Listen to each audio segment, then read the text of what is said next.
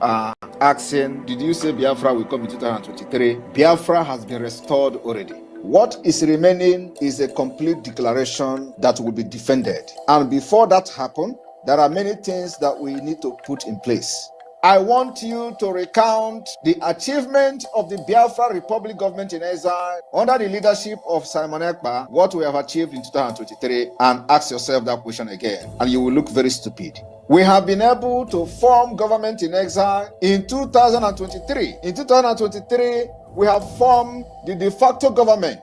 In 2023, we have launched Biafra Liberation Army. In 2023, we launched Biafra Navy, we launched Biafra Air Force, we launched the forces of Biafra. In 2023, we adopted Helsinki Declaration, which is the constitution of Biafra. In 2023, we had a convention in Finland where Biafra people gathered from all over the world as delegates to vote on the Biafra Charter, which is a living document subjected to amendment. In 2023, we have created 40 states of Biafra. And believe me, many more states will come because we are not done yet. In 2023, not only that we created state, we also brought a redesigned and a redrawn Biafra map to reflect the current situation and the current demography of Biafra. In 2023, we started engaging officially Nigeria state in a guerrilla warfare on self-defense. In 2023, we officially and publicly engaged Nigeria terrorist army,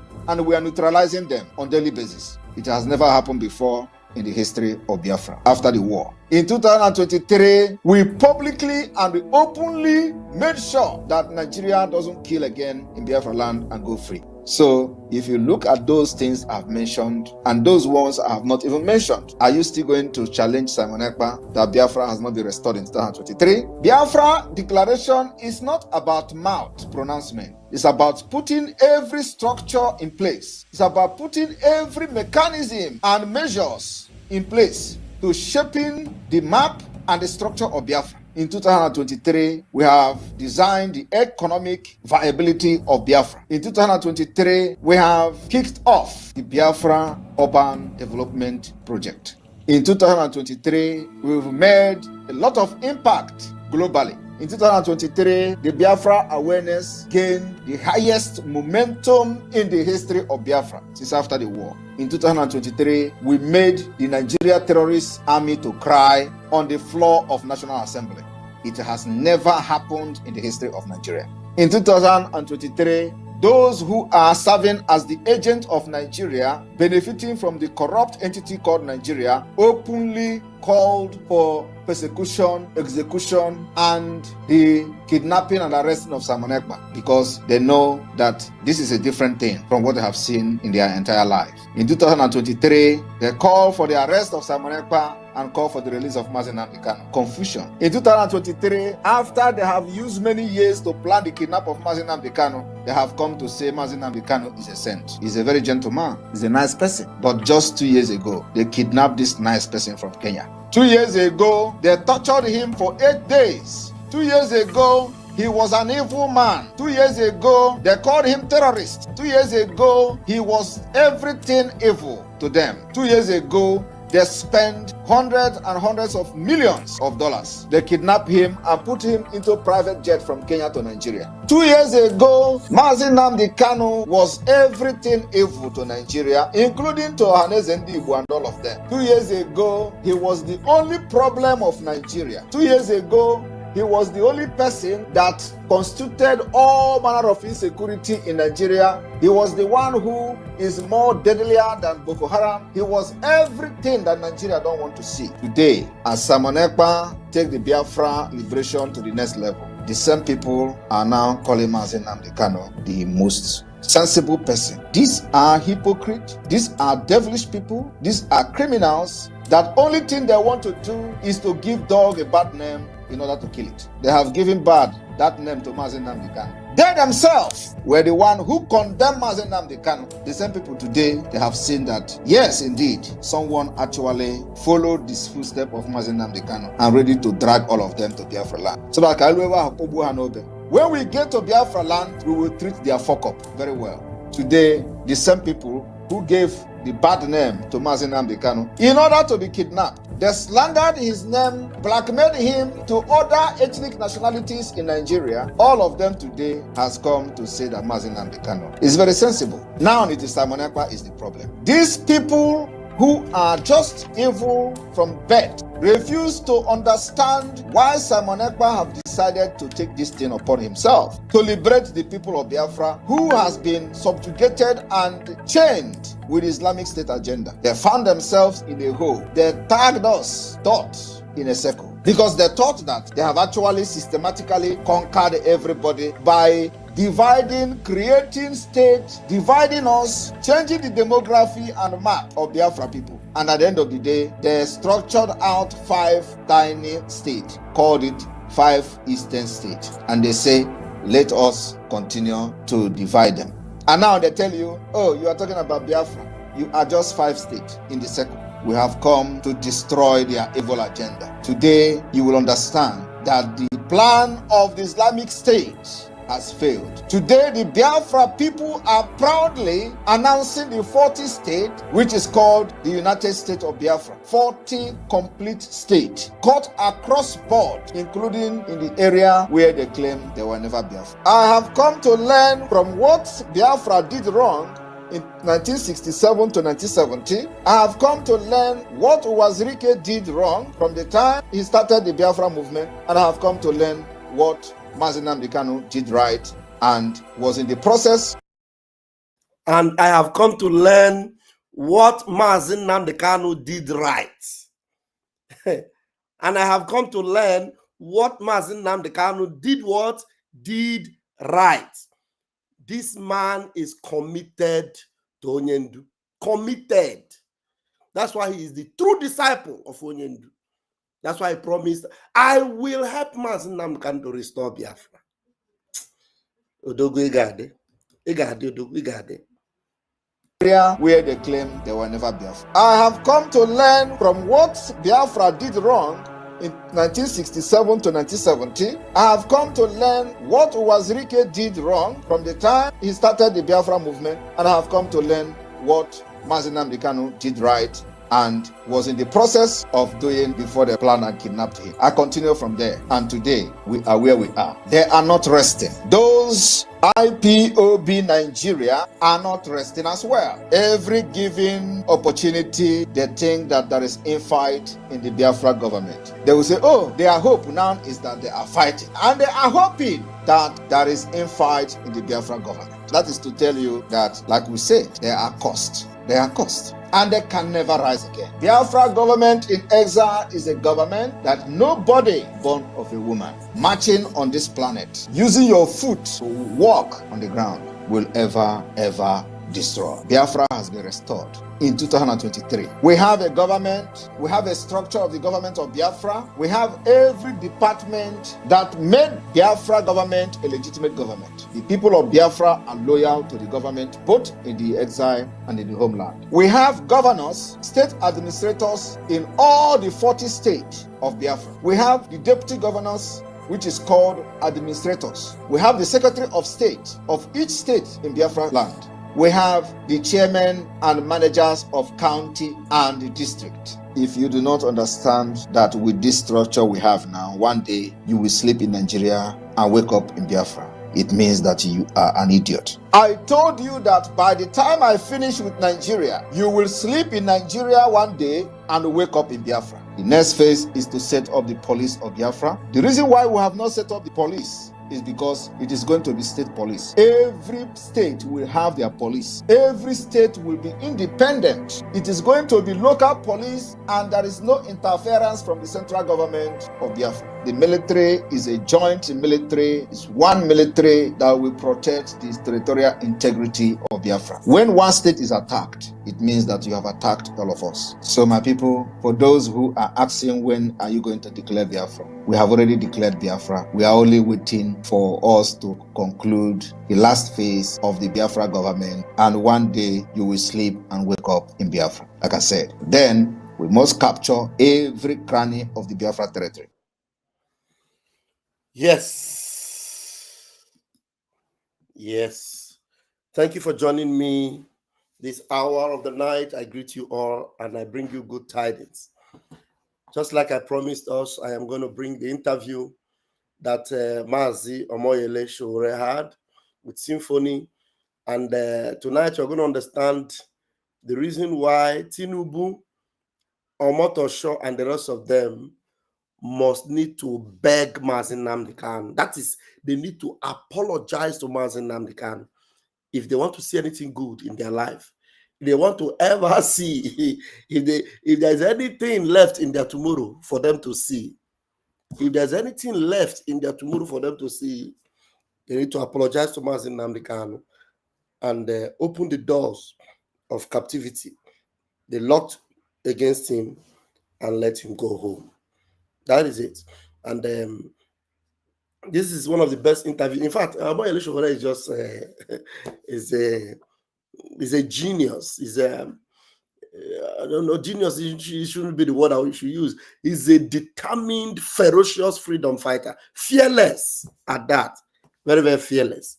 And that's why at this point he decided to stand out for Mazi Nnamdi Kanu and for the indigenous people also, and those that are, in captivity, and those that are trapped, those that have no voice, those that have nobody to speak for them. He is speaking for them. And in this case, he stands out for Mazi Nnamdi Kanu. Let's go there, and then a lot to be heard. That interview was a bomb. Believe me, you need to hear it. There's another interview we will analyze, only that tomorrow is the prayer for our leaders. This weekend, maybe Saturday, the interview that Adeola had with that man. My God, I was listening to that interview. It was 2 hours, 2 hours of explosive expose on the zoo. The zoo is naked like this, completely naked. There's no covering. So all we need to do is take our own land and let them, do whatever they want with their own space. All right, let's go and listen to this wonderful interview, and then we'll analyze as much. Anyone that we have to throw light in, we'll throw light on it. But this one is a classic interview, and the credit goes to Symphony News. Symphony, they have the credit for this. Thank you. Actually supposed to have jailed Nnamdi Kanu on November 10th, but they realized at the last minute that it was Ken Saro-Wiwa's same day that they killed Ken Saro-Wiwa. Second, his sentence was supposed to be a death sentence, but because they could not get, the support they needed to carry it out, they decided to make it life. Omotosho, as of the time he went for a break to come and read the judgment, was still, what he had in his hand was a judgment for death sentence. If you see the passion with which he was reading the allegations against Nnamdi Kanu, one, the laborious and tedious way it was going on, he didn't write the judgment. You can tell. You can tell from his demeanor and his action that this was too much. A lot of mistakes. He couldn't mention his name, he said everything properly. And secondly, when he went back, they had to have another meeting with him. He said, look, I don't think we can carry out the death sentence. And that was why they settled for life. And then they imprisoned him, they settled for life, and took him to Sokoto the next day. They spent $10 million to go and bring Nnamdi Kanu from Kenya for this their sham trial. If you spend $50,000, you'll be able to get Toji. If you put $50,000 on a grant. Did you hear that? Did you hear what he said? He said they spent $10 million. Hello, Nigerians. One Nigeria and the Nigerians. They said Nigeria government spent $10 million. $10 million to kidnap Mazi Nnamdi Kanu from Kenya. And they're telling you that if you spend only $50,000, you will use it to stop all those Boko Haram and all those Shakao and all those terrorists. But $10 million they spent to kidnap Mazi Nnamdi Kanu from Kenya. Please, I want SOWORE to repeat that. $10 million. Hey! Sokoto the next day. They spent $10 million to go and bring Nnamdi Kanu from Kenya for this their sham trial. If you spend $50,000, you'll be able to get touchy. If you put $50,000 on the ground in Zamfara or Sokoto and say, I want to get touchy, I'm sure there are enough hunters with that money who will go and fish him out. But they are not interested because they are partners in crime, in the business of terrorism. Because the number one organization in this country is Nigerian government. You heard. Is the new bearskin hoodie worth it? I got one and tested it out so you don't have to. This fleece is thick. It's made from me. Just be aware that the adverts will be coming. I couldn't get this video from Twitter. It is only on YouTube, so the adverts will always be coming. $10 million what they spent to kidnap Mazi Nnamdi Kanu. Can you believe that? Fishing out. But they are not interested because they are partners in crime, in the business of terrorism. Because the number one organization in this country is Nigerian government. You heard it from me. All right, on today's edition, is a human rights activist, politician, as a matter of fact, one of the very face, we can call him the very face of activism in Nigeria right now, SOWORE, who is also the national chairman of the African Action Congress. All right, you have earned the reputation as Nigeria's most fearless activist. When did you first realize speaking truth to power was a calling for you? Well, I think I realized very early in life when I was confronted with the brutality of Nigerian state when I was 10 years old.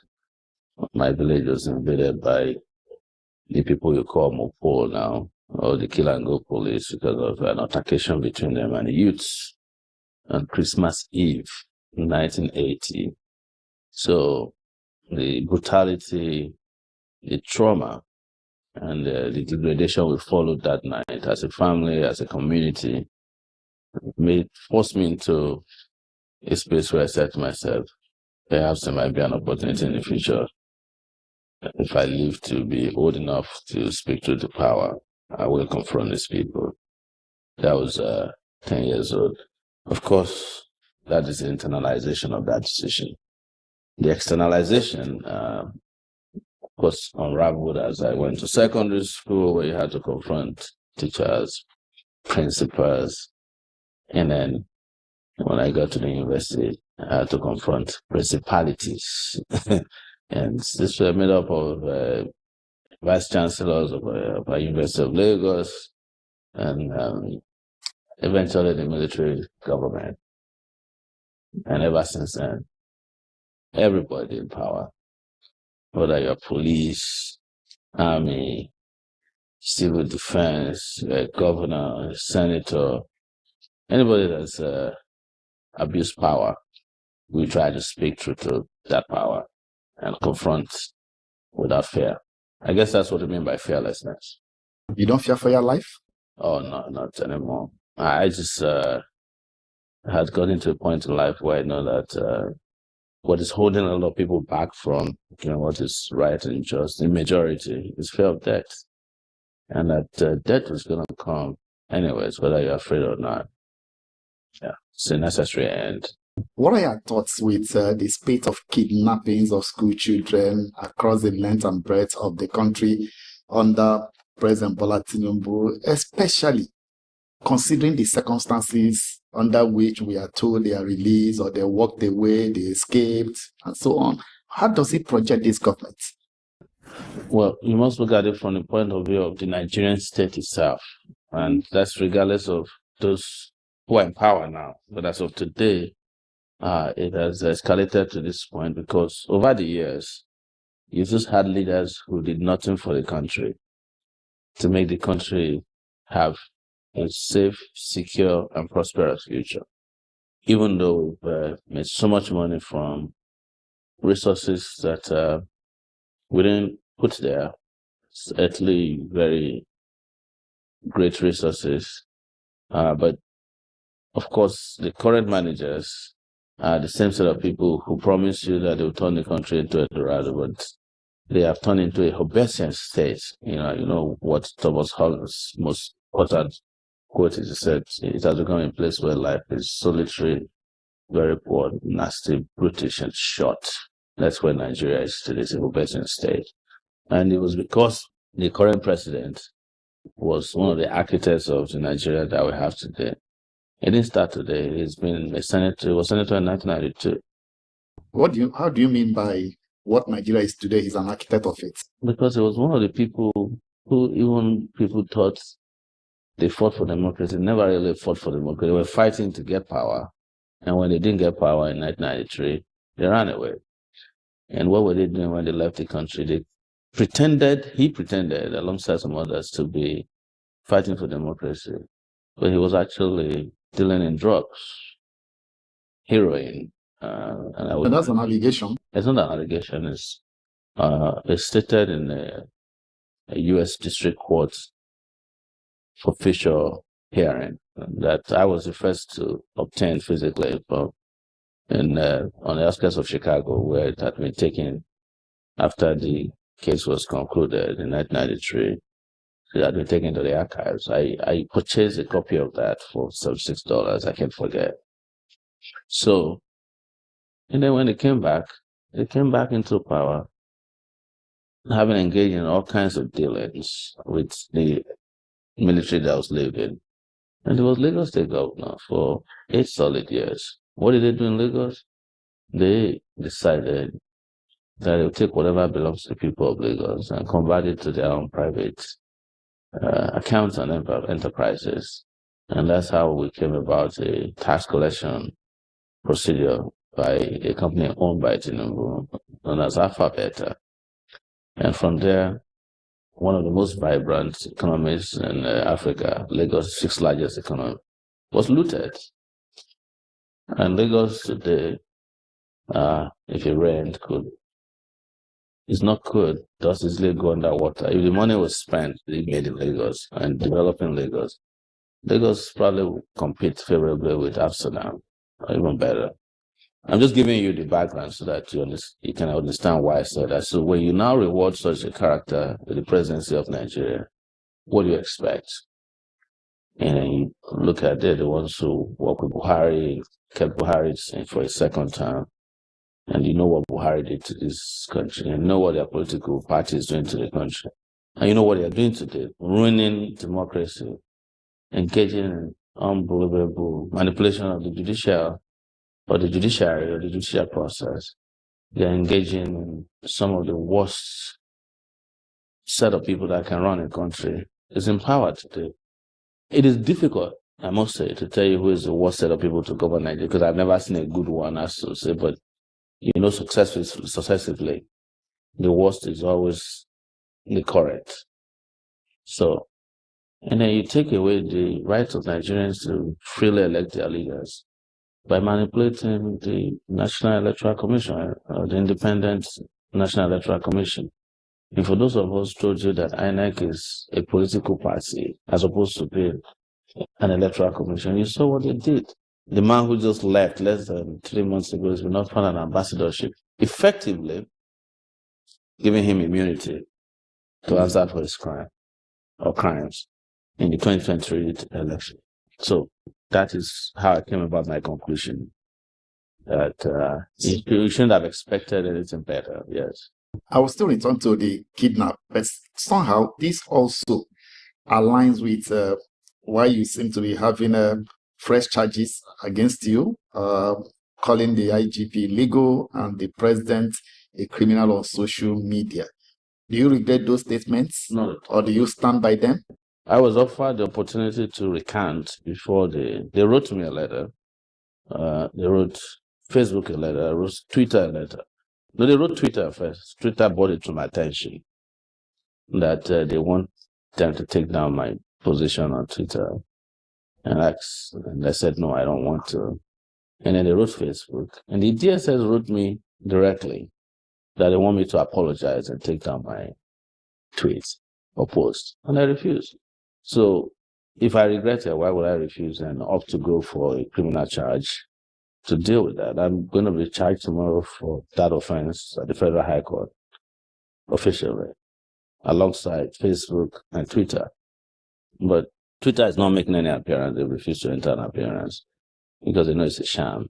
Facebook has entered appearance because Facebook has a way of dealing with all this government. It's all about money. So, and as I've always stated in the past, the social media companies have become your new colonial rulers. Yes. Because they pretty much tell you what to say, what you can't say, where to, which angle of your body can be taken and uploaded. And they own everything you upload there. Most people don't read the agreements before they sign up. They own it. They sell your information freely as they want. And Facebook just had an agreement with the Nigerian government to settle out of court. And most Nigerians didn't ask, why did Facebook accept to pay $32 million to the Nigerian government to settle out of court? Because they found out that Facebook breached the privacy of Nigerians online by selling information of their users, over 40 million of them, without their permission. They can't do that in the US, they can't do that in Europe. But they can do that here because we're inferior to them because of the kind of leaders we have. If they were found to have committed the same offense in Europe or the US, you won't be talking about $32 million. You'll be talking about billions of dollars in restitution. Let's go back to the spate of kidnappings. Yes. And the manner in which the people so kidnapped are released, giving room to all kinds of narratives and conspiracy theories. What's your take on it, and how does it? So you have to understand that what is afflicting Nigeria today is the failure to protect the people of Nigeria. The security agencies have failed in their duties. And that brings me back to the reason why I call the IG illegal. You are illegal Inspector General of Police if you continue to remain in office while you are not a policeman. The primary law that governs policing, or who determines or defines a police officer, is the Police Act. And what the Police Act says that the person who is Inspector General of Police must be a policeman. So, but if you are retired, you cannot be called a policeman anymore. That is why you are not different from the guy who was caught in Lagos, a sergeant who had retired, but went back on the highway wearing it. It was the same IG that announced his arrest and prosecution. But you have retired since September of 2024, as having served the police for 35 years. Every policeman is only allowed to serve for 35 years. That law hasn't changed. So anybody who goes around wearing a police uniform after he's retired is acting illegally. So, but his alibi or excuse is that he was appointed by the president to that position. The president cannot carry out an illegality because he's president. He has to conform with the laws of the land. And it's been made very clear where an act of parliament it contradicts the constitution of the country, the grand norm. The constitution supersede. I must say now that I even don't believe in this 1999 constitution because it was the songs of praise of the Nigerian military when they were leaving power. It wasn't made by Nigerian people. So that in itself is one of our biggest problems. But that's my explanation. So all the security agencies just have no capacity, destroy the capacity to work or do or deliver on their mandates because of corruption, incompetence, and collusion. We're seeing the police and army today failing, the DSS failing. You are not asked about the Nigerian Navy. Do you know that the job of the Nigerian Navy has been contracted out in this country to a private company? Do you know that? The Navy cannot operate in up to 35% of Nigeria waterways. The entire Niger Delta region, the Navy has no power whatsoever to intercept boats, ships, canoes leaving and entering Nigeria waterways or coming to land. It's only in Lagos that they have that capacity or right. In Niger Delta region, it's privatized. So, you know what I mean now. That is why the presidential spokesperson came and told you that they know the kidnappers. They have their phone numbers. They have a Rolodex of kidnappers. They have Rolodex of bandits. And that's because they're engaging, as a result of their own failure, what they call non-kinetic engagements, in which they fail to crush where people are found to have violated human rights and have killed unlawfully, which is only states and these agencies are allowed to kill unlawfully or hold somebody. These are crimes against humanity, by the way, but because they have been compromised too much, including in the recruitment process, where you recruit Boko Haram militants that you claim are rehabilitated. And let me shock you that the Nigerian government actually has a rehabilitation center for Boko Haram in Gombe State. And they spend more money on those rehabilitation than they spend on any Nigerian university, federal university. So they have set the grounds for what you are saying over time. And they're just playing on your intelligence as citizens by claiming that, oh, you know, we are looking for kidnapped persons. The truth is that today, if someone is kidnapped and you go to the police will warn you not to go and make noise about the kidnapping. Because if you go and start making noise, the kidnappers will call you that the police has told them that you are becoming very stubborn and obstinate, and that they'll come and kidnap you. And they will do that without anybody being able to protect you. The kidnapper can write a letter, or a group of kidnappers, or can write a letter to a community that they are coming on so dates to kidnap whomever they find, and nobody can protect you. What does that tell you? It's failure of Nigerian state. Yes, Nigeria is a failed state. Let me take you back to the IGP and your concept of illegality. The National Assembly also passed an amendment bill which the president has assented to, legalizing his appointments. Where does that leave us? No, you cannot legalize an appointment of a person retroactively. It was when people started shouting that Akpabio, who is one of the worst Senate presidents in history, decided to pass a law or an amendment to a law, because they realized this before. Within a day, I think they did it in an hour or so. It was just done to try and cover up for the flaws I was saying, because I had started telling him not to even have his new tenure renewed before he'd retired. After what they did to all these young people during the end bad governance. So I was not even in the country when I started to say, your tenure is coming up. You better not try. Because I knew I heard chatters that they were trying to extend his tenure. So, but as there was a lawmaker, I think his name is Gadi or something, who said he's moved out that, yes. And he came out and said, no, what SOWORE is saying is not true. Since I replied him, he has not spoken about it again. Because it comes back to this simple concept that you have to be a policeman, even for that amendment. You must go and amend the Constitution to allow policemen to not be able to retire at 35 years of service or when they reach the age of.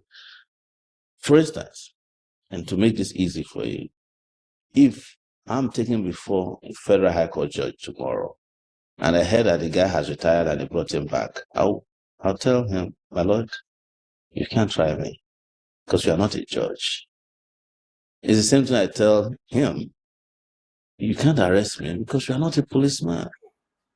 When I was arrested over calling him, are you hearing the guts of SOWORE? The guts, the audacity, the authority he speaks with. Now, he's telling you that if a judge that he knows to have retired is brought to come and judge his case, he will stand up and tell the judge, you can't try me because you are not a judge, you are retired. Or a policeman that is not qualified, that is retired, you know, that like this present IGP of police, his time in police has expired. He's an illegal police, as it were. So that's why every time you hear Omotosho talking about Mazi Nnamdi Kanu's case, he will tell you that, look, we must be aware that Mazi Nnamdi Kanu, we're not begging them, because they are the ones that should beg. Do you understand? So he knows his right, he has his right, and he stands for it and demands it. This is the understanding that Mazi Nnamdi Kanu himself has. That's why he's confronting the zoo and telling them, you don't have that law. This law does not exist with which you want to try me. Show me the law. Do you understand? So when you have your right, you know your right. So all the people saying, Nnamdi Kanu was rude, Nnamdi Kanu had no respect, they are fools. They don't know anything. They don't know anything. So let's listen to what I just appreciate his guts, his boldness. Constant problem with him. He said he wanted peace during my last arrest, not this last one. And arranged with Fakorede and another person that they should bring me to his office as a condition for my bail. And I told him it was a Friday. I said, I would prefer to stay here till Monday. We go to court. Reason? If I go and meet you in your office, I have now legalized your position as the IG. But if you want to meet me privately, we can meet on the street after you have resigned as IGP. But not as IG, not as I was supposed to have I think it was a 5K or 10K run somewhere in Abuja. He was to come. The moment they told him SOWORE is coming, he didn't come because he confided in somebody that he might go there and call me illegal IG and I might be forced to beat him up. And I told the person, how is he sure he can beat me? But that's just on the lighter side. But that's how passionate I am about things that I stand strongly against. That's how passionate I am about things that I stand strongly against. Like I was saying, when they locked him up, when they locked him up, they told him that the policeman, this IGP of police, said that as a condition for his bail, they should come and bring him from that cell to come and see him in his office. He refused. He said, no, I'm not coming to your office. Because if I come to your office, it would mean that I am legalizing that your office and I've told you that it is illegal. So I'm not coming. I will wait from here. I'll go to court. He preferred to stay in that detention instead of going to answer the man in his office for whatever reason he was calling him. He said that's how determined he is for everything he believes. The same thing with Mazi Nnamdi Kanu. That is what Maxwell was telling us the other time, that Mazi Nnamdi Kanu, if they are presenting amnesty or anything of sort to him, that he will reject it. They understand him to that point, whereby he told them that, look, it is not just coming out that is the issue. The way you come out is also very, very important. It's very important to know how you came out. Not just that you came out, but how were you free? If you were free, you beg them and you are free, then you are no longer a freedom fighter. You are not sophisticated freedom fighter. You are just I'm a mini freedom fighter. Do you understand? So freedom, if you make up your mind to fight for freedom, you are ready to take all that comes until that freedom is fully granted to you. Thank you. Omotosho, go on. You've also been in the forefront lately over the issue of Nnamdi Kanu, Yes. And very vocal at that. What was going through your mind or your reaction when Justice James Omotosho was reading that life imprisonment judgment on November 20th? Nothing. You know why? Because as of November 5, I had explained in a long tweet on my page and on my Facebook, on my social media handles, exactly what was going to happen on November 20th. Avevo bisogno di un'auto, ma senza vincoli inutili e costi fissi esagerati. Con Flee ho trovato la... Two things were going to happen in November. They were actually supposed to have jailed Nnamdi Kanu on November 10th. But they realized at the last minute that it was Ken Saro-Wiwa's same day that they killed Ken Saro-Wiwa. Second, the sentence was supposed to be a death sentence. But because they could not get, the support they needed. Please, I want you to pay attention to this from this point here. Don't switch off your device. Pay attention. Listen to everything Omotosho will be talking about Mazi Nnamdi Kanu. Very, very important. You will have respect for this man.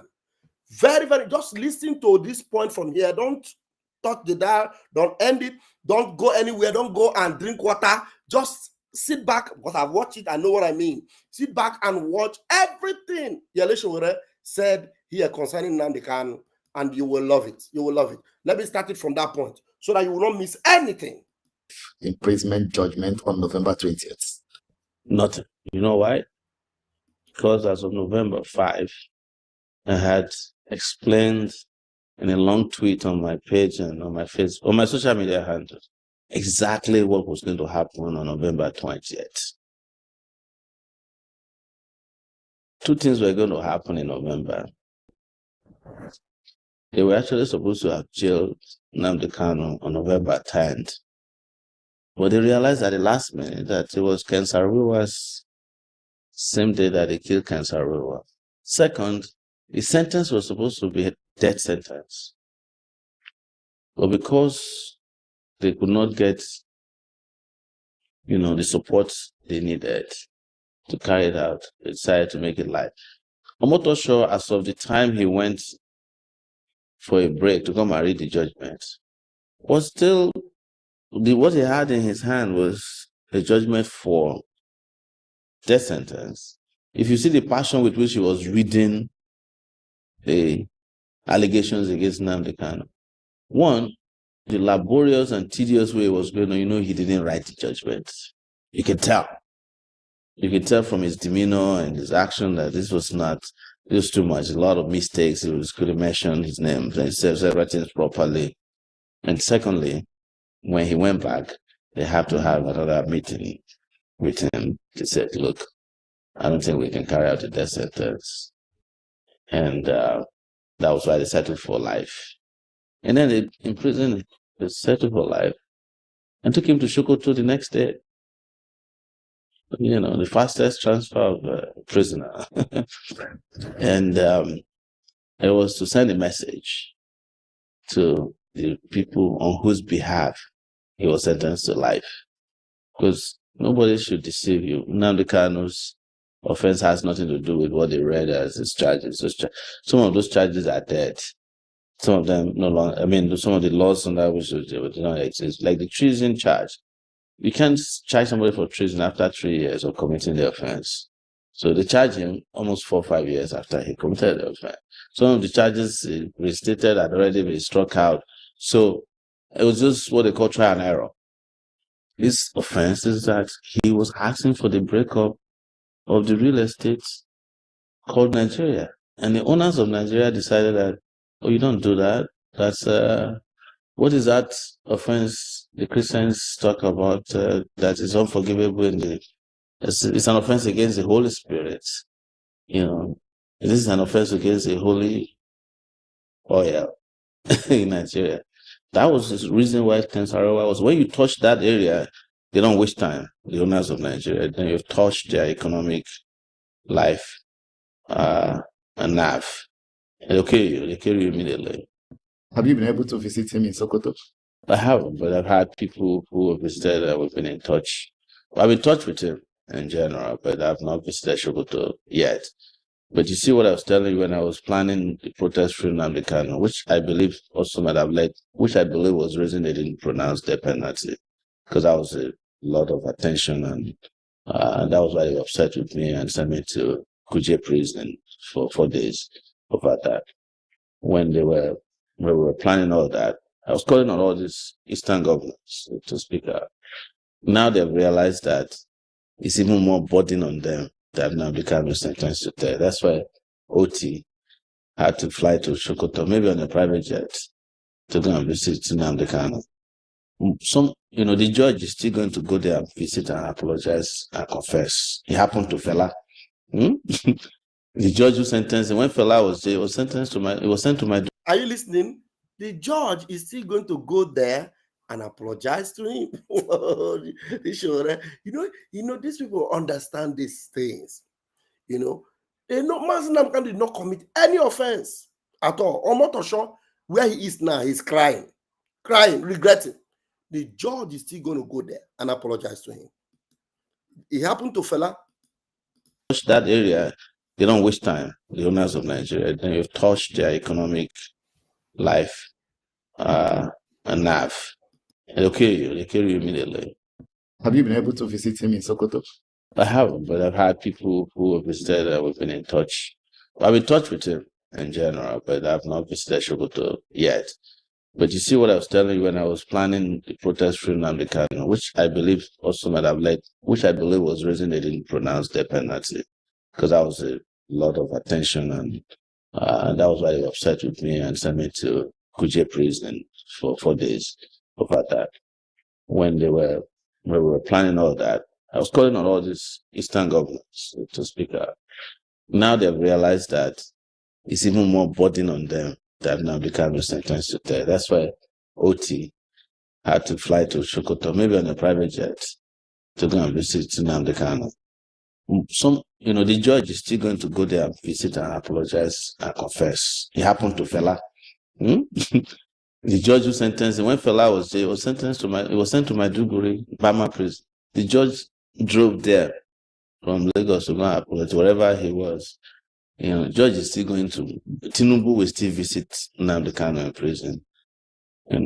But we told them this was unnecessary. They could have saved themselves embarrassment on November 20th by just discharging him of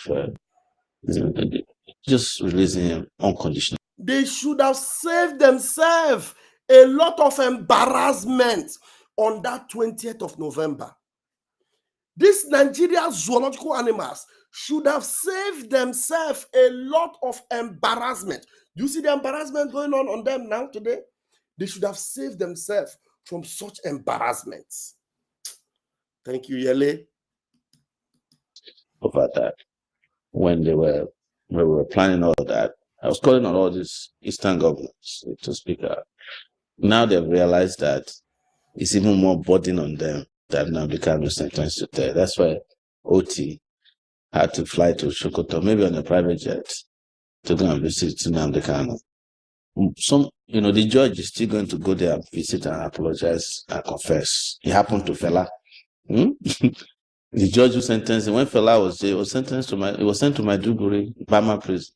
The judge drove there from Lagos to go and apologize, wherever he was. Judge is still going to, Tinubu will still visit Nnamdi Kanu in prison. But we told them this was unnecessary. They could have saved themselves embarrassment on November 20th by just discharging him of just releasing him unconditionally. Because you could tell, how do you accuse somebody of killing Gulak when you have him in DSS custody? How did he do it? No evidence. The only evidence they have is a radio transmitter and microphone.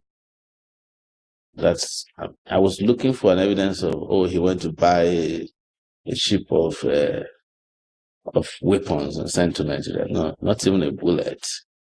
Just exercise book where he wrote his thoughts, and where a radio transmitter they claim he concealed and brought to Nigeria, and the microphone. That's all. Why do you think his release is important to Nigeria? Because Nigeria entered voluntarily into a disease in 1963. And to exit from it and heal itself, you must address the outcome of the Civil War. All of this thing you're saying is the outcome of the 1970 Civil War. And part of the reason why you say I'm active on this matter is not political. I didn't fight that in that war when I was active, and I don't want to participate in fighting when it is cold. They're still waging a cold war against the Igbo man in Nigeria. I know it. I don't need to go to school to know that. I don't need to have a PhD in philosophy to know that Nigeria has an Igbo problem. But it would be hypocritical on my side to fight and speak on behalf of Palestinians when Israel is shelling them, and forget to fight on behalf of our local Palestinians in the southeast where Nigerian government is shelling them. That would be hypocrisy on my part. How do you respond to claims that activism is funded by some quarters to create a false sense of opposition? I'm very happy that people can have opinions about me, that they can put out there that makes them feel good.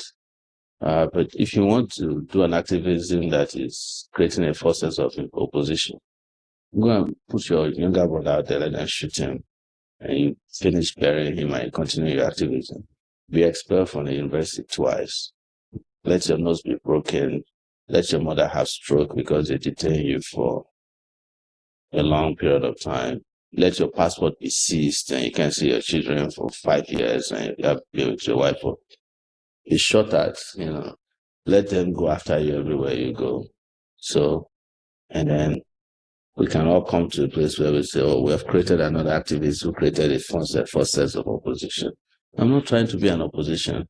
See, what people should differentiate between activism, as you call it, and opposition is cyclical in Nigeria. People only oppose the government when they're out of government, when they don't have something to eat. They will oppose the government. I don't belong in that category. And then what happens to activists all over the world is that a narrative is framed to scandalize you, right? And some people will believe it. So when you get to a point as an activist at my level, you don't even respond to that because then you get distracted responding to what they call hubris. At the end, the person who says, "Oh, you want to create real opposition so that the ones that are forced can pack and go home." So, but I understand a person respects rights for people to have freedom of opinion, and I cannot tell you that anybody who says that has no right to say what he wants to say. Everybody should have a right to say that. That's the kind of country I'm fighting for, where you have a right to say what you want to say, and you are still free after you have said that. Let's talk about revolution now. Yes. What exactly are you calling Nigerians to revolt against? If there's anybody who's asking that question about this time, I have nothing to tell them. If Nigeria should be revolting against everything, I hate to say that, but I can't fail to tell you that every country that I've been to outside of Nigeria, and I've been to 31 countries beside Nigeria, and the question I ask myself is, what is wrong with us? And the question, the citizens of most countries that I've been to, the moment you introduce yourself to them, that you are a Nigerian, they ask you two questions. One of it is that, where's that footballer? They always have a favorite footballer. JJ Okocha is the most popular that I come across. And the second thing is, why are you guys not revolting against your leaders? You have such a great country, but you have foolish leaders, you have crazy leaders. I'm telling you what outsiders tell me. They tell me in South Africa, you go to Ghana, they'll tell you. In fact, some of the reasons why Nigerians are hated abroad, apart from those who are accused of being too nice to their women and their women fall in love with them, because they say Nigerian men are very good in taking care of women. So there's that animosity I'm talking about. But the second reason most Africans hate Nigerians is that they love Nigeria to the point that they can't understand why Nigeria is not a great place. Yes. Because they love your football, they love your culture, they live off of your music, their life is dependent on your movies, their spirituality is controlled by your clerics. Very Good Girl Elixir, the new feminine fragrance. Carolina Herrera. Right? And then they will have to wake up and hear that you don't have water, running water. You don't have electricity. They can't travel to your country to go and see. I don't know how many Africans, I'm not saying Europe, I don't know how many Africans are saying, I wish I can go to Nigeria. I hear so much about Nigeria. How is it? But they'll tell you, but they said, you can't go there. They'll kidnap you. So Nigeria, if you have a child born abroad, you can ask anybody in diaspora. The only way to get your child to behave properly is to say, I'm taking you to Nigeria. I said, at the place, what do you want me to do? I don't want to go to Nigeria. I'll do it. Which other country do you use to threaten your children like that? Your children offend you. Like, I'm taking you to Nigeria. I said, no, please, daddy. Please, please, please, please, please. I don't want to go to Nigeria. And they've never been before. It's just based on what they've heard from their classmates. But good news is that there's something that is not related to government that keeps them going. My son plays soccer and he's focused on Osimhen. It's like that, did you see what Osimhen played? I don't even watch soccer that much. But you can't talk to my son about politics. He doesn't want to hear it because that's the traumatic part of Nigeria that affects him directly. His father is constantly hounded for going, being a citizen of Nigeria. He's aware, but he has found a way to please himself with something Nigerian, which is soccer. Some have adopted Nigerian skit makers, they've adopted movie makers, musicians. People talk about all these young, great musicians. They have fans all over the world. They're doing well. Nigeria has almost replaced the entire musical genre around the world. Afrobeat, or whatever Afro they call it, is popular everywhere, even in the Nordic region. You go to Norway, you go to Nigeria, Sweden, the concert is filled up. It doesn't matter if it's Burna Boy or Flavor or Davido or Wizkid. But who wants to come to Nigeria to do a concert? Probably not many. The president has just sent 32 names. In addition to 3 other names, he sent us ambassadorial nominees to the Senate for immediate confirmation. And there have been divergent opinions regarding composition of that list. What's your own reaction on the list? You see, I have a problem with Nigerians. Sometimes we major too much on what should not bother us. Why is anybody upset that Tinubu appointed useless people as ambassadors? You get my point? Because they're all in the same WhatsApp group. What are you upset with that Tinubu appointed Reno Omokri or Panika? Who do you want him to appoint? Yakub Mahmoud. Yakub Mahmoud. He's appointing people of his genre. He appointed a guy who helped him rig election. What do you expect? He appointed a guy who helps him with propaganda, telling lies. He appointed a guy who helps him do other things. That is where they pick from their group. So I don't understand the outrage. If it was the Pope that did that, then you can be worried that why did the Pope, appoint a prostitute to head a Catholic mission, right? We can debate that, but we're talking about Tinubu now. So why is everybody upset that Tinubu appointed his people? Who do you expect him to appoint? It has to be people of his own genre, his people of the same characteristics. Yes. It's the reason why I haven't said anything about it is because sometimes I have to call myself to order when I get overly excited about people appointed. Why do you appoint this person? The question is, why don't you focus on the person who appointed these characters? All right, your party has just nominated you or elected you as the national chairman of the AAC.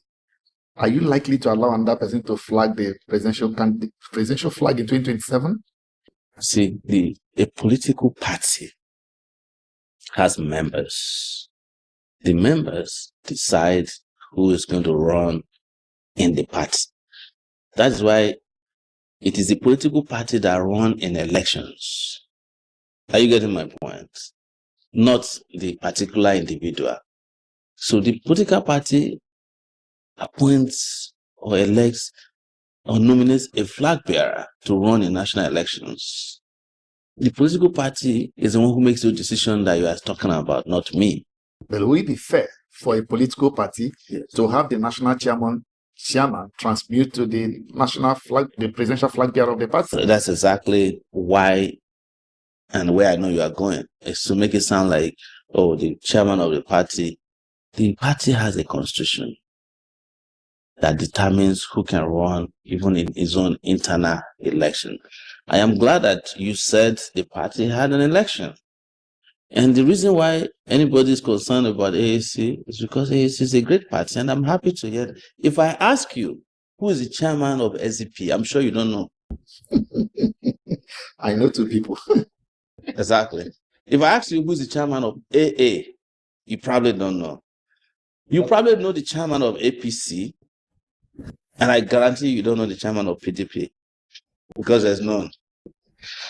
There are two people claiming. Exactly.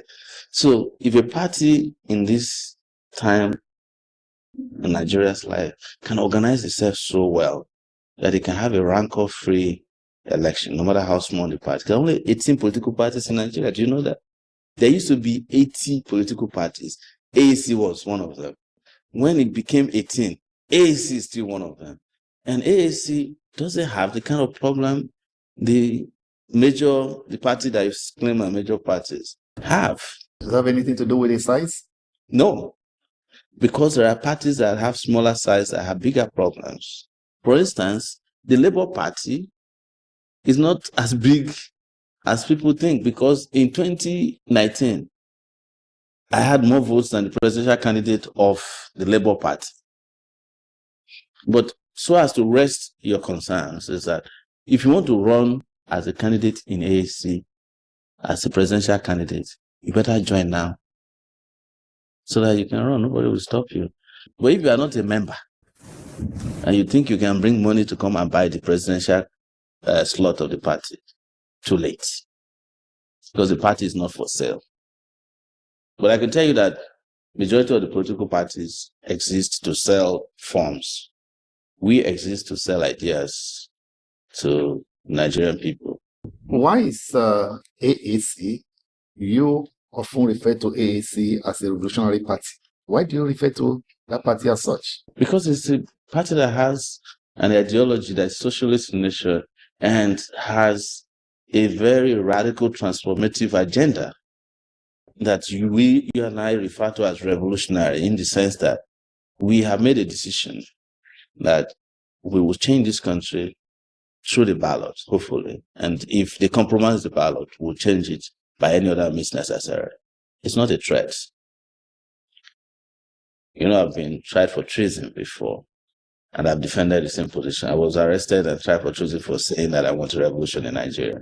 The day I was arrested, 5 million people searched the meaning of revolution. And by now, everybody's talking about the revolution, including the people that arrested me.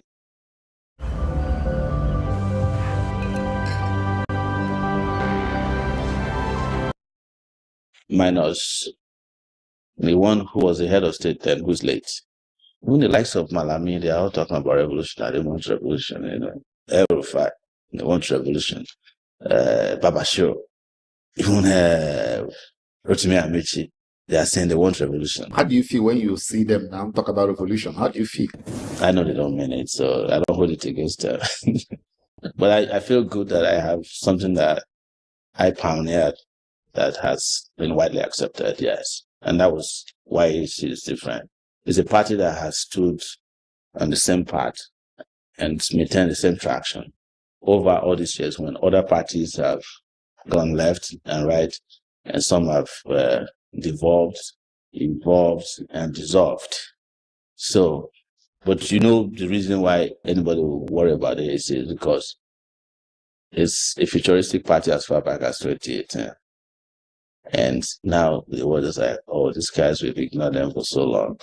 That's why you're hearing all these things. Oh, maybe, you know, they don't have a presidential slot, it won't be competitive. Because they want to come and buy. They're looking for where to buy parties. And they have seen that AAC will not be available for purchase. They know that. So what do?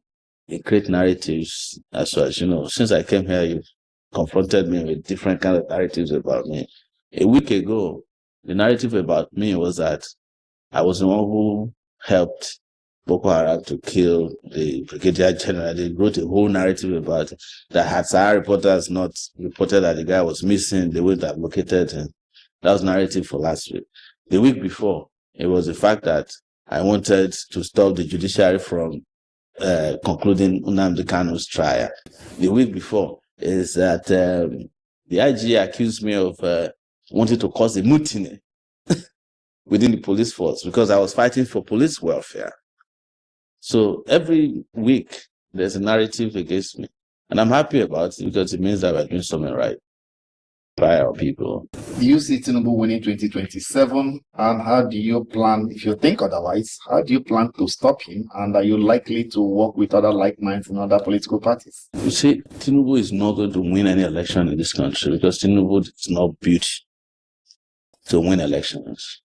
Tinubu is built to rig elections. And if we leave Tinubu to his own devices, he will be selected, not elected in just like he was selected by Mahmoud in 2020. He will be selected again. And I can tell you, based on experience and intelligence, that Tinubu had already even populated INEC fully with his own people before the last INEC chairman was appointed. Most of the national leaders of the political, of INEC, national commissioners, were card-carrying members of APC. Because when he came, he has appointed a lot of national commissioners and electoral commissioners at the state level. They are mostly his people already. The last jigsaw that came into the puzzle was this professor from Kogi State at Mopiton, who was appointed, and everything is ready as far as INEC is concerned for Tinubu's inauguration. But the good news is that, and you've seen that everybody is also being forced to decamp to their party. But the good news is that the Nigerian people are not decamping to APC. And that's where we could tell you that we can make it happen. We can make Tinubu become history. And then nobody else can do it better than I can, because I'm a veteran in this battle of fighting against these characters and defeating them. You have been hounded, arrested multiple times for activism. How do you balance your personal safety with a commitment to exposing corruption? Well, I think what I have done over time, over these years, is to diversify. If I was Nigeria, the Nigerian economy was, when I noticed that one stage needs to be elevated, I moved from that stage, keep the other stage working, and I moved to another sector, economically speaking, or as the Christians like to say, you set up another ministry. So the ministry of driving out military rulers, I was part of it, and we succeeded. The ministry of fighting against corruption, I did from abroad, through the establishment of SOWORE Reporters as a weapon fashioned against corruption. But I haven't lived in America myself and worked as a SOWORE reporter. I knew that newspapers by themselves cannot change society. You can write everything you want. In fact, the more you write these scathing reports, the more the society is desensitized to corruption. I've realized one thing now. If somebody is arrested for stealing 10 million naira, Nigerians are the ones who say, how can you arrest somebody for stealing 10 million naira? They are desensitized to small corruption. But all of these corruptions aggregates to big corruption. They want to hear that billions are no longer even strange anymore. The next person that will be arrested for stealing trillion is the person the Nigerians are looking forward to and say, Kai, this guy tried. It's called desensitization. And that's what media, constant media barrage, telling you this is a thief, this is a thief. People get to the point, they start having their favorite thief.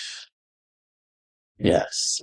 And that's why I left media to go and focus on capturing power.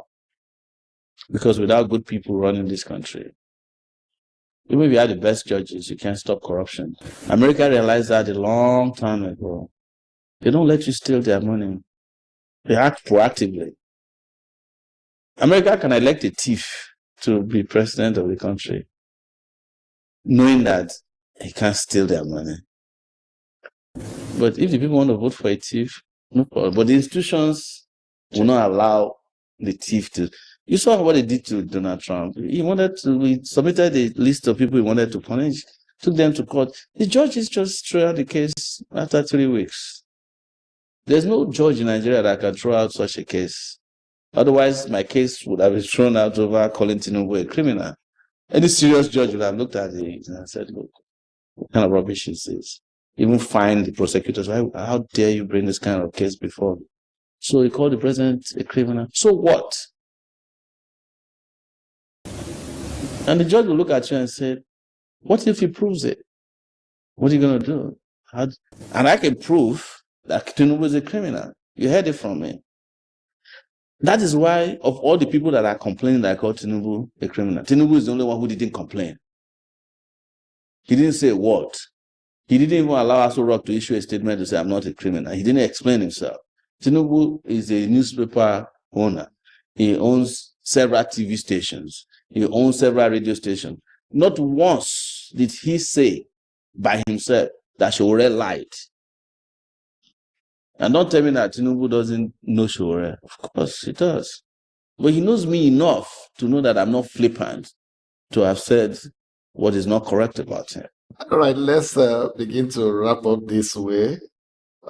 If you have the privilege, let me say the opportunity. Let me not say privilege because to you it might not be considered a privilege. If you have the opportunity of sitting down with President Tinubu privately, what would you say to him? I first will not sit down with him privately. Why? Waste of time.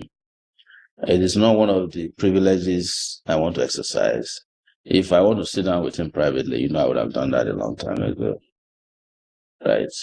In any capacity. If I wanted it in private or in public, I would have done it. And I'm sure he will be happy to sit down with me. Because he knows that I'm one of the citizens of this country who, according to even their own internal records, has clean records and has contributed immensely to the democratic development of this country. And that I mean well. They say it amongst themselves that if there's a person that they know means well for Nigeria, it's SOWORE. But we hate him because he talks too much. And he's not afraid of anybody. He doesn't have a godfather. They used to say something to me in Yoruba that SOWORE is the only Yoruba God that doesn't have a place where you can worship him. Mm-hmm. And what they mean is you can't be bribed or bought. So there's no shrine where I can be worshipped. But the reason I've been attempts to several, but I don't want to be worshipped either. So I closed the shrine.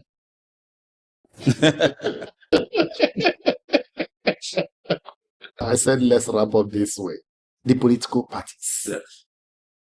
Especially the opposition political parties. Is it a surprise that virtually all of them are in crisis, except probably for AAC? It's not a surprise. And I'll explain in two ways. You see, technically, there are no political parties in Nigeria. That is even an indictment on AAC itself. You understand? Because almost all the political parties are controlled by INEC. Are you getting me? And political parties are supposed to be completely independent of any kind of control. But political parties, as defined by the people who invented it, did not think about Nigeria when they were inventing political parties. They didn't know that someday a country called Nigeria, people called Nigerians, will have to be using that vehicle. Anything that got here, including the Bible, had to be manipulated to suit the agenda of the people who live in this country, of the Quran. Whatever they lay their hands upon, they go and look for the part that suits crime, and sin. That's what they look for.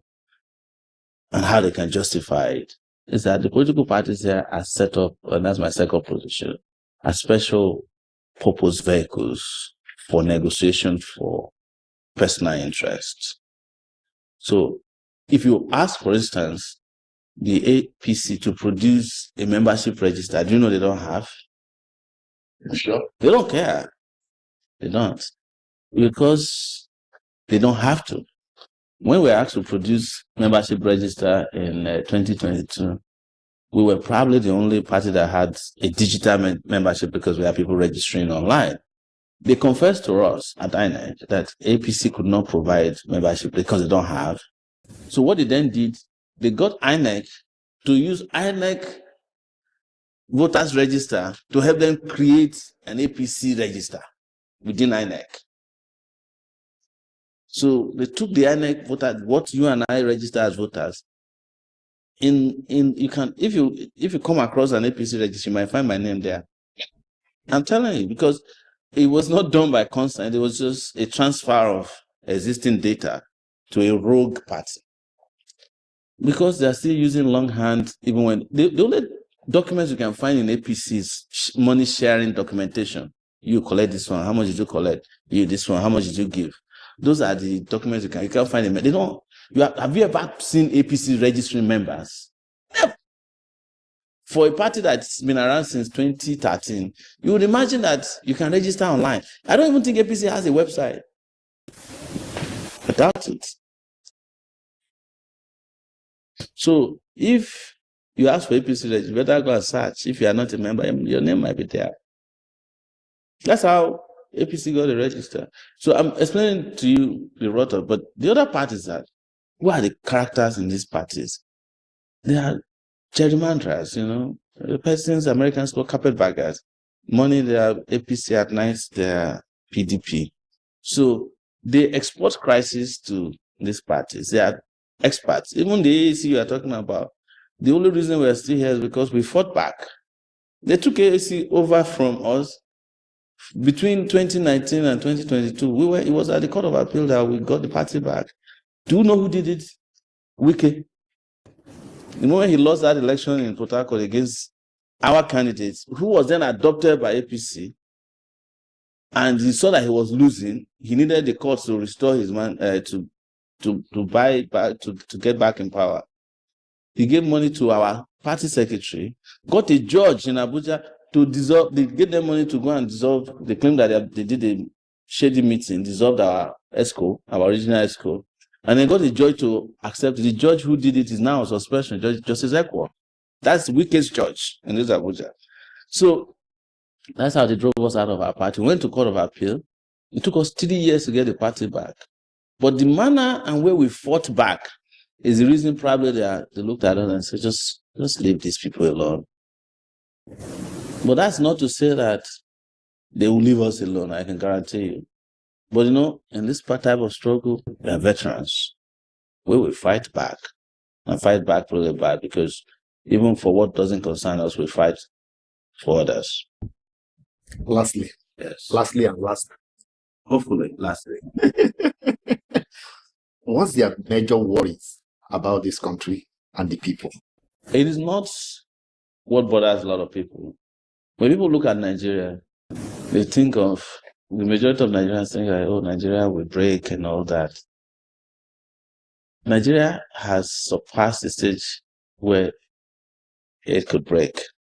And I'm not supporting the unity of Nigeria as on paper. But it has failed so badly, it can't break. This might sound like awkward to you. It's like there's nothing to break anymore because everything is broken. The only thing that can happen to Nigeria is reconstruction. Anybody trying to break Nigeria, what is there to break? Is it the police you want to break? Or the army? Or the government? No, all of those components no longer exist. Nigeria is like a vehicle that they claim is traveling at 150% miles per hour, only for you to get there and discover it doesn't have tires. So everything is based on falsehood. But they can show you, they decorate it. Say, can't you see, even the people that knew that it doesn't have tires will tell you that, I just alighted from the vehicle just now. AC. But when you not get there, you remove the bill, you start shaking your head. And I'm sure that's why Donald Trump did not immediately realize that Nigeria is not a place you can just head to overnight. And I think upon discovering that, he returned back to Venezuela. Because there's nothing to break anymore here, And the part that is left to be broken, yes, is what the Americans have a terminology for it. But it's like a Chinaware, in a store where they sell it. They say if you walk into the place and you're admiring it and it breaks, you own it. So maybe somebody told Trump that if you go and break what is left, you own it. And it's like, wow. But do you support that Trump attempt at... No, I'm completely opposed to it. Why? Because Nigerians should learn to solve their own problems. But we've not been able to solve it. Trump is not been able to solve America's problem. But there's at least they have a sense of direction. We have a direction. No, America, do you know of any place Trump intervened that is in order? Afghanistan is Taliban all back there. The guy who is president of Syria used to hold human head that they beheaded. Said they were driving him away, they brought him back. Have you been to Iraq? What happened there? They went and broke it. They refused to own it. Huh? Did you go to Libya? Those are the places they intervened. You almost also not forget history. The problem with us is that, because you asked about the people, and I'm going to say that as a concluding part, we are too religiously lazy that we believe that everything must come through the help of another person. There are people in this country who still want Jesus Christ to come and fix our electricity for us. But when they travel to Canada, they discover that God doesn't work in the electrical sector. It's done by human beings. You want them to come and construct your road. That's why a pastor will carry anointing oil and go and put on the road instead of telling the governor to go and fix the road. We're always looking for help. And it's not a sign of strength. It's a weakness that we must address. Nobody in the world is going to come and solve your problem. It's not possible. Even if Trump walks into this place today, he can only bomb a few places and he will leave. He's not going to stay. Or are you going to bring an American administration here? Do you want Nigeria to become an appendage of the 52nd state of the US? So they'll bring a governor here to come and fix your road. So there's a demand also on our intellect to think futuristically and think holistically and stand up as a people and say enough is enough. It was the decision China made that changed the life of China.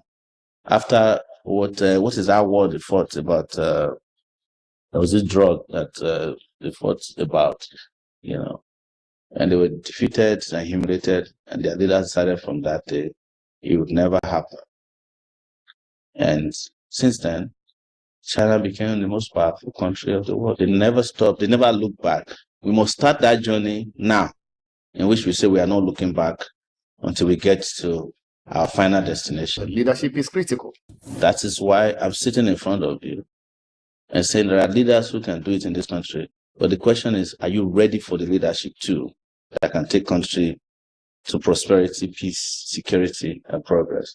That's the question you should ask yourself.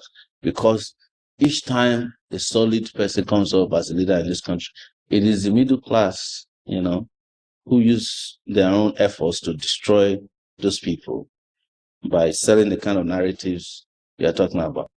I've run for election twice in this country. If I tell you what the media did to us, the better candidates, you know it. They will never interview you. They are more interested in the guys who doesn't come for the interview. Every day you see 2 PDP, 10 APC people speaking. Tinubu would never go to a TV station. Tinubu never went to a TV station in the last election. If he did, it would be his own TV station, prearranged. But America has had democracy for how many, hundreds of years. Their president must go to a university campus for a debate, whether he likes it or not. It's not compulsory, but public opinion will force you to go there. They must debate 3 times. They must debate when they are still in the primary stage. They must debate after they have been adopted. Fame. Phantom. The Fragrances by Raban. By their different political parties. But here, The media is complicit. They don't want to hear from the guy that has ideas. They are listening to the guy who doesn't speak, who has got nothing upstairs. So that also has to change. And I'm not blaming the media alone. I'm talking about the complacency of our populace as well. And it arose from what I was talking about, always looking for help from where help can never come. Yeah. Trump, and I've said it again, Donald Trump is not coming to save you. He can't. He knows it himself. The person that can save Nigeria is Nigeria Army, the Nigeria police. That's why I'm interested in these institutions. Because if the police had not broken down irretrievably, what is the size of Nigeria that 250 million policemen cannot contain all this ragtag? But if you are driving between Lagos and or Benin, what do you see on the highway? Absolute criminals is what the people did. The roadblocks on those places are criminalities that when other people come from the country, other countries, they are scared when they get to a roadblock, when they see a timber road on the highway as if we're at war. Only war-torn countries have that. Only war-torn countries. You approach, in 2025, you approach a police checkpoint and you can't tell whether it's a police or a bandit because of the infrastructure used there. Why can't we have in 2025 a sign that says you're approaching police? In 1980s, when I first came to Lagos, every police checkpoint has about 100 meters of, even a mile before, you are approaching a police checkpoint. Just start prepared. You see all these, lightings. And you see what they call the patrol, the highway patrol. Decent. If you don't stop, which they will likely stop you, there is a motorbike that will run after you. All those things have been converted to private security. And then your IG, this same guy, now followed a group of persons to go and meet a lawmaker in the US, a House of Representatives. Sir, please, we want to come and explain what we are doing in our country to solve the problem. Is that not a disgrace? The guy they went to meet, that Congressman Chris Moore, if I tell you the guy doesn't know where Nigeria is located in the world map, would you believe him? They're young boys. Maybe he's like in his 30s. And he looks up and somebody's knocking and says, "Oh, that's the Inspector General of Nigerian Police of 200 million. He's like, "Come in, idiots." Yeah, that's the Chief of General Staff. "Oh, come in, buffoon." So what's happening in your country? Sir, please, sir, we are trying. You have 350,000 policemen. Instead of you to take them into the bush, let's see how many the terrorists can kill now. Don't have a problem getting SOWORE arrested. You should be able to arrest terrorists. And that's why, and I'll say lastly, I know these guys are scammers. They spent $10 million to go and bring Nnamdi Kanu from Kenya. For this is a sham trial. If you spend $50,000, you'll be able to get Toji. If you put $50,000 on the ground in Zamfara or Sokoto and say, "I want to get Toji," I'm sure there are enough hunters with that money who will go and fish him out. But they are not interested because they are partners in crime, in the business of terrorism. Because the number one organization in this country is Nigerian government. You heard it from me.